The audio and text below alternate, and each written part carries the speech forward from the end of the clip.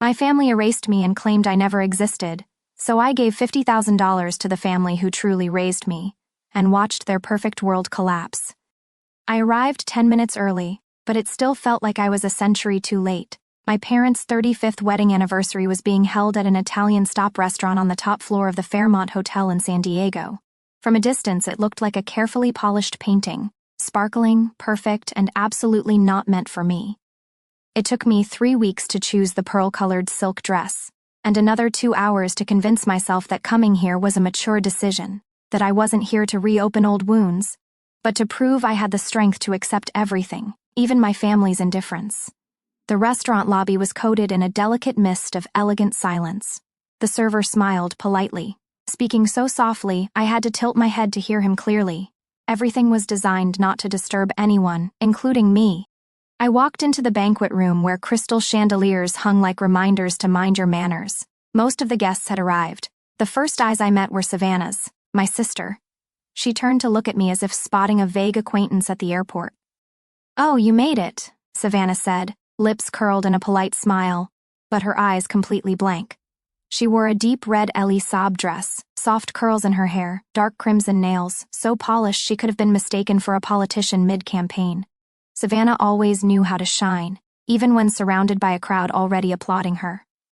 My mother hugged me, a brief touch with cold arms and perfume that clung too heavily. "You look fine," she said, her tone barely disguising the awkwardness. My father didn't hug me. He simply gave a nod like he might to a familiar barista at Starbucks. "Rose," he said plainly, then turned away. I was seated at the end of the table next to a white orchid centerpiece and across from my cousin's fiancé who had introduced himself 3 times, but still called me Ruth. No one asked how I was doing. No one mentioned the art project I just completed, or the fact that I was recently selected as a communications advisor for a nonprofit in San Francisco.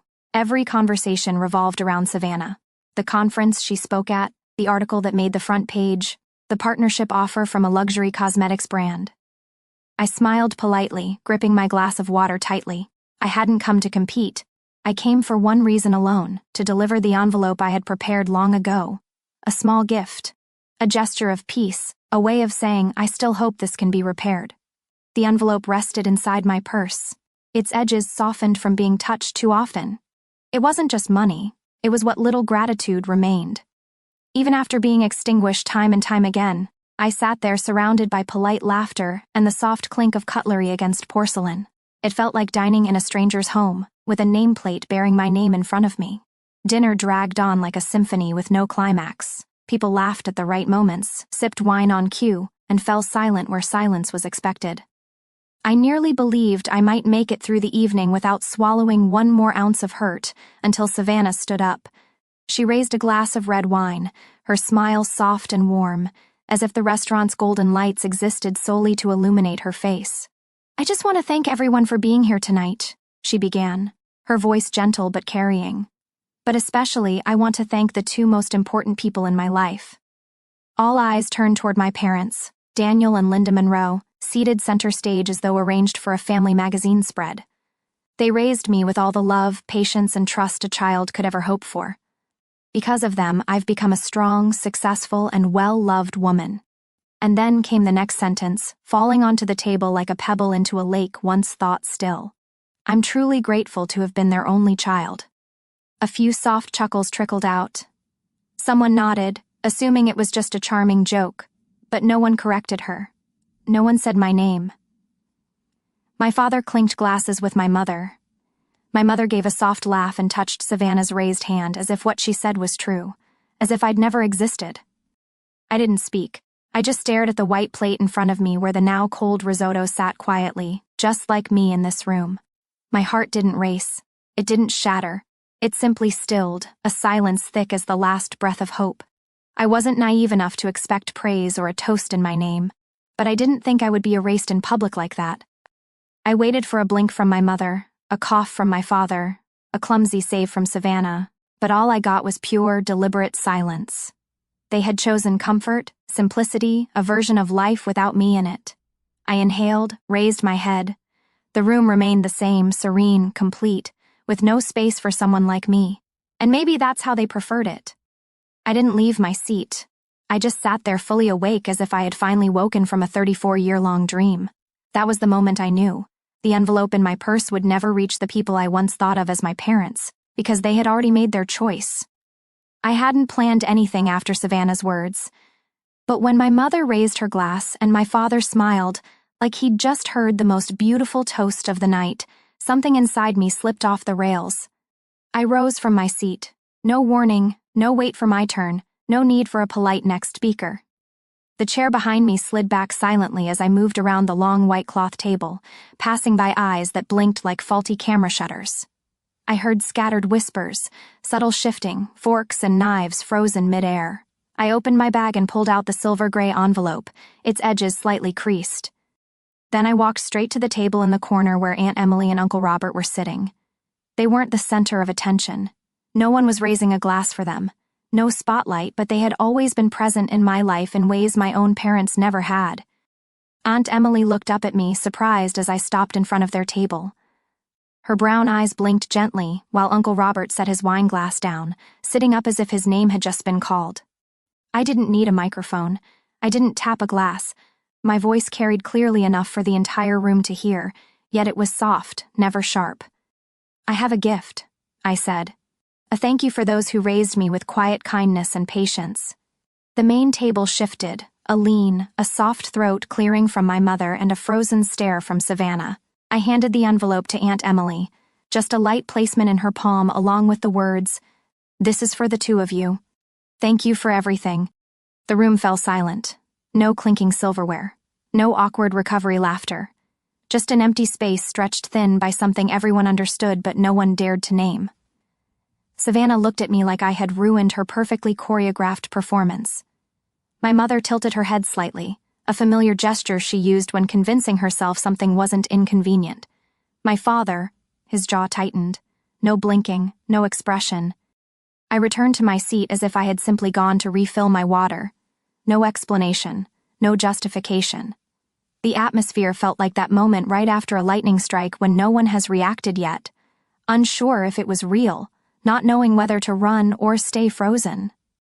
Across the room, Aunt Emily hadn't opened the envelope. She was still staring at it like it held something fragile yet seismic. Uncle Robert gently rested his hand on her shoulder, saying nothing. That simple gesture made my eyes sting. Back at the main table, someone tried to restart the conversation with an awkward question about dessert, but no one answered. The dinner had lost all its flavor because at its center, it no longer held family warmth, but a crack too visible to hide. I used to believe that if I tried hard enough, I could be loved the way my parents loved Savannah. I used to think I could soften my mother's disapproving gaze or make my father stop frowning every time I said something that didn't meet his expectations. But the older I got, the more I realized comparison wasn't just an occasional feeling. It was the foundation of the house I grew up in. Savannah was always the shining gem. When she missed a step in her school performance, our parents still stood up and clapped like they were watching ballet at Lincoln Center. When I won second place in a statewide writing competition in 9th grade, my mother only said, "What's the point of writing? Why don't you try math? It's more useful." I remember having a high fever the night before my 12th birthday. I lay curled up on the sofa, trembling while my mother focused on preparing a 3-tier cake for Savannah's party. When I whispered that my head hurt too much to bear, she just turned and said, "You have to learn to endure, Rose. You can't always be weak." But when Savannah had a mild cold, she got 3 days off school, hot chicken soup, a new blanket, and a teddy bear from a fancy toy store. I used to think I was too sensitive, like my mother always said, that maybe I imagined it all. But then I started holding on to the details. Every glance, every quiet dismissal as a way to prove to myself that the pain was real. Like when I got a perfect score on a biology test, I brought the paper home, thrilled, hoping for a compliment. But my father just glanced at it and said, "If you're that good, might as well be a doctor. Do you even know what you want to be yet?" When Savannah received a scholarship to a prestigious private school, the family threw a celebration. When I got a full scholarship to study communication design, a field they didn't care about, my mother only asked, "Is that something you can actually make a living from?" One summer night in Santa Cruz, I had a severe stomachache. My parents were watching a movie in the hotel room. I remember sitting curled up in the bathroom, drenched in cold sweat, calling for my mom 3 times before she walked in, looked at me for a moment and said, "You're always overreacting. Go to sleep. It'll be fine in the morning. But not everyone turned away. Aunt Emily and Uncle Robert, they never loudly defended me in front of my parents, but they quietly did what no one else ever had. They cared for me in small, consistent ways. I remember when I was little, they invited me to spend a week every summer at their home in Napa. They didn't have kids, but the guest room was always ready. Fresh sheets, a new sketchbook, a few hand-picked picture books, not for any special occasion, just because I was coming. When I told them what happened at home, they didn't interrupt or mock me. Aunt Emily would often just touch my hand and whisper, "I hear you, sweetheart. Let it pass." When I failed my first SAT practice test, my mom called it shameful. But Uncle Robert drove more than 3 hours just to take me on a walk by Clear Lake and told me about the time he lost his job at 28. Everyone stumbles. But you don't get left behind because of one fall. When I moved into my own place at 24, it wasn't my mother who called to check if I was okay. It was my aunt. She called every week, not to pressure me, just to ask, "Have you eaten breakfast?" And when I lied and said I was fine, she didn't argue. She just sent a fruit basket to my office the next day with a handwritten note. "To the strong woman I always believe in." I don't remember the exact moment I stopped hoping for love from my parents. Maybe it was when I realized I no longer shared anything new with them because I couldn't bear their cold responses. Or maybe it was the day I walked out after another endless argument and no one called me back. But I remember clearly the moment I sat in Aunt Emily's kitchen, a few weeks before the anniversary dinner, holding a cup of coffee, listening to Uncle Robert talk about the time he accidentally burned the pancakes. Aunt Emily laughed and said, "Can't you ever keep the heat low?" And I just sat there quietly smiling, and for a moment I felt peace. Aunt Emily didn't open the envelope that night.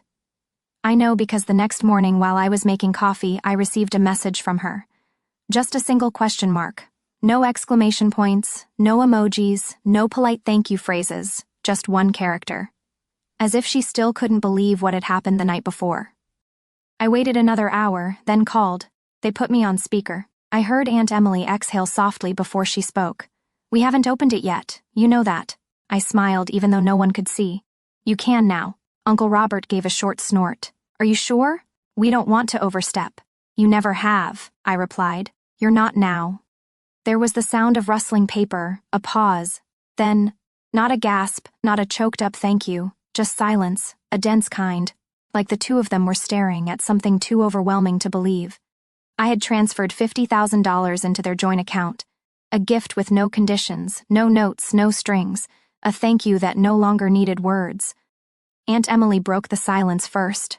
Her voice trembled like she might cry. "Rose, no way, this isn't right." "It is," I said. "It's for you both."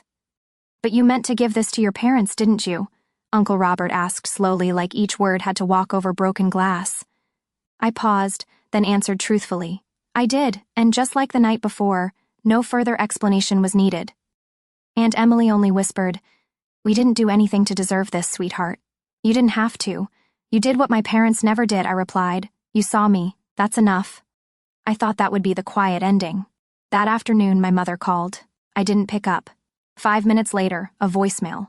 I played it out loud while folding laundry, and her voice cut through the air like cold metal on tile. "Rose, that's enough. What is this performance? Call me back." I didn't respond. The second call came from Savannah. I ignored it too. She sent a follow-up text instead. "Really? Gave them $50K? Did they raise you? Or is this your final act to prove you're the bigger person?" I didn't reply, but I laughed. A single, dry, short laugh, as if all the masks had finally dropped. 2 days later, social media started buzzing. Savannah posted an old photo on Instagram, our parents on their wedding day with the caption, "Real family doesn't need grand gestures. They show up quietly with love always." The comments underneath read like a coordinated script. "Savannah, you've always been the light of the family. Some people only show up when the spotlight's on them. Family isn't a blank check." I scrolled through them all with a calm heart, but then something else happened. Aunt Emily called, her voice slightly panicked. "Sweetheart, we got an email, anonymous, I already knew." The email contained screenshots of old messages I'd sent, silly complaints, venting during low moments, frustration typed out in private, things like, "I wish they'd stop calling all the time. Sometimes I just want a vacation without anyone asking how I'm doing," the kind of things any human might say when feeling overwhelmed. But when extracted and sent with malice, they became ammunition. No signature, but the email came from an account used only to create fake social profiles. I knew exactly who was behind it. I wasn't angry, but a chill settled over me. Aunt Emily simply said, "I know you didn't mean it, but reading them still hurt. I didn't need to defend myself." That evening, I drove to their house. In my hands was a box of coconut wafer cookies and an apology I knew they didn't require, but I still needed to say. I arrived at Aunt Emily and Uncle Robert's on a gray Saturday afternoon. The clouds hung heavy like even the weather sensed I was carrying something unspoken. No call ahead, no flowers, just a box of cookies and my heart. Trembling, Aunt Emily opened the door. She wore the same pale blue sweater she always wore on weekends, her hair loosely twisted at the nape. When she saw me, she paused for half a second, not out of surprise, but because she already knew I'd come. "Come in, Rose," she said, her voice still warm as always, though something trembled beneath it. I followed her into the kitchen. Uncle Robert was making coffee. He looked up and smiled. He didn't ask why I was there. He didn't ask what happened. He just poured an extra cup and placed it on the table. "Almond milk, low sugar, right?" I set the cookie box on the table. "I just brought a little something, nothing big." Aunt Emily looked at me, her eyes deep and quiet. "You brought more than you think." I sat down, gripping the coffee cup like its warmth might anchor me. After a moment, I spoke. "I came to apologize for those messages, for anything that might have hurt you." Aunt Emily didn't react right away. She simply picked up a cookie from the box, broke it in half and placed one half into my hand, just like she used to when I was little. "You're human," she said gently but firmly, "not a machine. You're allowed to be tired, to sigh, to say things you don't mean to keep." I lowered my head. "But they're using those things to smear me and dragging you both into it." Uncle Robert sat down beside me. "You didn't drag anyone into anything. You just brought light to a place that's been in the dark for far too long." I looked at them. Two people not tied to me by blood, not obligated to care, with no responsibilities toward me. Yet, they were the only ones who had ever welcomed me unconditionally. "Since I was little," I said, "I always felt like I had to do something to be loved. Be good, be smart, be quiet. But you never asked for anything." Aunt Emily gave a soft laugh. "You didn't have to do anything. You showed up. That's all we ever asked." I felt my throat tighten. Not from tears, but because for the first time in days, I didn't feel like I had to defend myself. "You don't owe any explanations," Uncle Robert said, "and don't apologize for feeling fragile. We've all been there." The weight inside me began to lift little by little, like someone was gently taking off the stones I had carried on my back for years. We ate cookies, drank coffee, and talked about simple things. Aunt Emily's garden was starting to bloom. Uncle Robert had burned toast for the third time that week, and the stray cat in the backyard had finally let them pet it. There were no empty words of encouragement, no everything will be okay cliches, just quiet presence, genuine steady love. That night, driving home, I didn't think about what my mother and Savannah were posting online. I let the unanswered calls fade from my mind, along with the need to explain myself to anyone. I thought about Aunt Emily's hand resting on mine in the kitchen, the perfectly made cup of coffee, the peaceful silence that didn't need to be filled. I had spent so long defending myself in every room I walked into, but today, I didn't have to. And maybe that alone was enough. A week after that morning in Aunt Emily and Uncle Robert's sunlit kitchen, I wrote a letter by hand. Not to blame, not to explain what had happened, just to draw a boundary. I wrote it in my own familiar handwriting on the thick cream paper I usually used for New Year's cards to clients. The first sentence had taken me days to finalize. "Please don't contact me again." I didn't explain why. I didn't offer reconciliation. I listed it clearly. No calls, no texts, no messages passed through relatives, no attempts to rewrite the story in a way that painted me as ungrateful. I wasn't bitter, but I wasn't going to let them misunderstand either. "I'm no longer playing the part you wrote for me. I wish you peace, but I will move forward without carrying anything from behind." I signed my name, folded the letter into thirds, slid it into an envelope, mailed it with delivery confirmation. 3 days later, my phone rang. Unknown number. I didn't answer, but I listened to the voicemail. It was my mother. Her voice began with the familiar sob, the kind that usually preceded accusations. "Are you really doing this? You're tearing the whole family apart." Do you know how long your father hasn't slept over this? Are you happy now? I let her voice fade into silence. I had nothing left to say. A few days later, Savannah posted on Facebook a quote from some book accompanied by a photo of a hand resting on an unseen shoulder. The caption read like something out of a scripted family drama. Real family never lets money stand between love, but in the end, everyone shows who they really are when there's nothing left to take. The comments were tightly curated, all full of sympathy, support, and praise for my sister's strength and selflessness. I stayed silent until Aunt Emily called me on a Monday morning. "You won't believe what just happened," Aunt Emily said, her voice dry. "Your parents, they sent a legal letter." I shot up from my chair. What did it say? That we have no right to accept such a large sum from their daughter, that there are signs of psychological manipulation and asset exploitation. I didn't know whether to laugh or be furious. "What are you going to do?" Uncle Robert picked up the phone. His voice was calm. "Actually, we're not going to do anything. We met with a lawyer just to be sure. No one has the right to reclaim a gift that was given freely. No conditions, no coercion. But if they keep pushing, then they're only exposing their own greed," he said. I bit my lip. "I don't want you to get dragged into this," Aunt Emily cut in, her voice soft but firm. "Rose, we don't take money from strangers, but gifts from family. We accept those with open hearts." I had no words left. Eventually, my mother sent another letter, handwritten, 3 pages long. A tangle of pleading, blame, veiled threats, and ending with a line cold as steel. "If you continue to deny your own blood, don't be surprised when no one considers you family anymore." I folded the letter and didn't read it again. I didn't need them to see me as family. This home didn't ask me to be anything but present. That was enough. I didn't need to prove anything and certainly didn't have to stay silent in order to be loved. That Christmas was the first time I didn't get a message from my mother. No invitation, no greeting, no "come home, sweetheart." Just a cold absence where blood and expectations used to hold something together. And strangely, I felt more relief than sadness. I spent the holiday in Sonoma in the little gray-roofed house where Aunt Emily and Uncle Robert had lived for nearly 20 years. There was no 10-foot Christmas tree, no blinding porch lights, just a simple wreath on the door, a small crackling fireplace, and the faint scent of cinnamon cookies floating through the air. We didn't throw a big party. No friends, no guests, no one there to judge the meal or compare gifts. Just 3 people, 1 old wooden table, a roast chicken with potatoes and green salad, and mugs of slightly burnt hot cocoa. Still sweet, still imperfect, just like Uncle Robert always overdoes the cocoa powder. Aunt Emily gave me a hand-knitted scarf, dark chestnut with thin looping threads that looked like wind stitched into fabric. I knew she'd been making it for weeks, slowly, night by night. I didn't give her a hollow thank you. I just wrapped it around my neck and leaned my head gently on her shoulder. Uncle Robert pulled a small box from under the table. "Go ahead, nothing fancy." Inside was an old fountain pen, the kind with a name engraved on the cap. My name. I laughed. "You think I'm going to write so many letters I need my own pen?" "No," he said. "I think someone who writes as well as you deserves a pen that matches." I held the pen in my hand for a long time.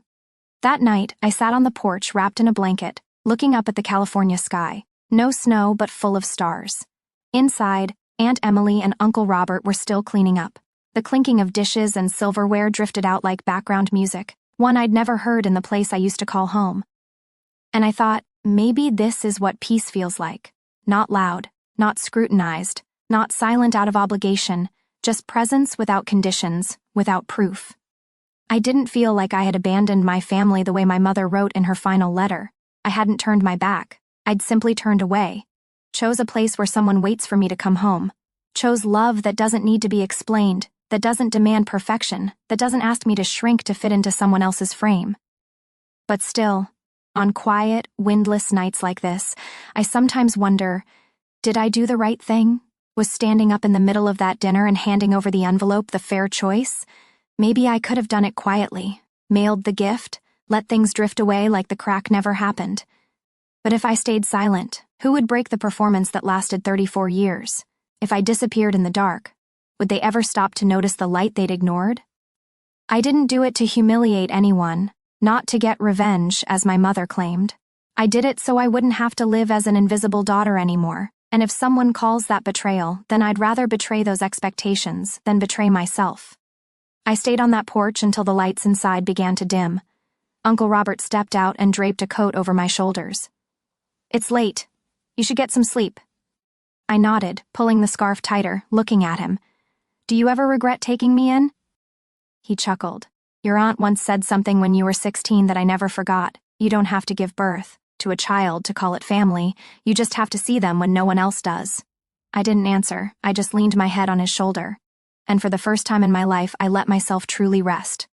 In real life, there are relationships labeled family that force us to shrink ourselves just to be accepted. Rose's story is a reminder that real love isn't born from obligation or blood, but from quiet presence and unconditional care. When we draw boundaries, release old expectations, and stay with those who truly see our worth, that's not abandoning family. That's the first step toward building a real one. Peace always begins with a brave choice.